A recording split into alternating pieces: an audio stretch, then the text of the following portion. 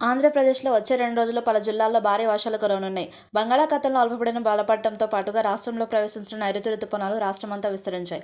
ఆంధ్రప్రదేశ్లోకి సోమవారం రోజున ప్రవేశించిన నైరుతి రుతుపవనాలు బుధవారం నాటికి రాష్ట్రమంతటా విస్తరించినట్లు ఏపీ విపత్తు నిర్వహణ సంస్థ తెలిపింది. దీని ప్రభావంతో వచ్చే 2 రోజులు కోస్తాంధ్రలో భారీ వర్షాలు కురిసే అవకాశం ఉందని ఏపీ విపత్తు నిర్వహణ సంస్థ ఎండీ రోణంకి కురుబన తెలిపారు. భారీ వర్షాలతో పాటుగా బలమైన ఈదురుగాలులు వీచే అవకాశం ఉందని ప్రజలంతా అప్రమత్తంగా ఉండాలని సూచించారు. గురువారం రోజున శ్రీకాకుళం, మన్యం జిల్లా, విజయనగరం, అల్లూరి సీతారామరాజు జిల్లాల్లో అక్కడక్కడ మోస్తరు నుంచి భారీ వర్షాలు కురిసే అవకాశం ఉందని ఏపీ విపత్తు నిర్వహణ సంస్థ అంచనా వేస్తుంది. అలాగే ఏలూరు, ఎన్టీఆర్ జిల్లా, పల్నాడు జిల్లా, ప్రకాశం, నెల్లూరు, నంద్యాల, కర్నూలు, అనంతపురం జిల్లాలతో పాటుగా వైఎస్ఆర్ కడప, శ్రీ సత్య జిల్లాల్లో అక్కడక్కడ మోస్తరు వర్షాలు కురిసే అవకాశం ఉందని తెలిపింది.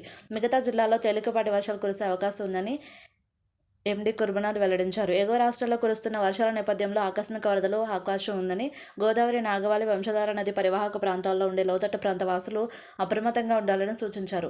మరోవైపు బంగాళాఖాతంలో ఏర్పడిన అల్పపీడనం ఉత్తర దిశగా కదులుతోందని, మరికొన్ని గంటల్లో ఈ అల్పపీడనం వాయుగుండంగా మారే అవకాశాలు ఉన్నాయని వాతావరణ శాఖ అధికారులు వెల్లడించారు. దీని ప్రభావంతో వచ్చే 3 రోజులు ఉత్తర కోస్తాలోని పలు జిల్లాల్లో భారీ వర్షాలు కురిసే అవకాశాలున్నాయని హెచ్చరించారు. భారీ వర్షాలు కురిసే అవకాశం ఉన్నందున అంచనాల మధ్య ఏపీ ప్రభుత్వం కూడా అప్రమత్తమైంది. ఏపీ హోం విపత్తు నిర్వహణ సంస్థ మంత్రి వంగలపూడి అనిత అధికారులకు కీలక ఆదేశాలు జారీ చేశారు.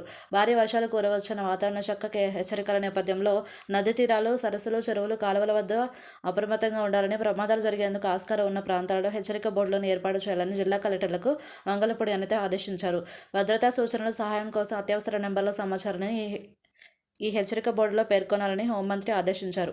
మరోవైపు తెలంగాణలోనూ నైరుతి రుతుపవనాలు విస్తరించాయి. మే 26న మహబూబ్ నగర్లోనికి ప్రవేశించిన నైరుతి రుతుపవనాలు ఆదిలాబాద్ వరకు విస్తరించాయని హైదరాబాద్ వాతావరణ కేంద్రం తెలిపింది. మరోవైపు అల్పపీడనం నైరుతి రుతుపవనాల ప్రభావంతో హైదరాబాద్లో వర్షాలు కురుస్తున్న సంగతి తెలిసిందే.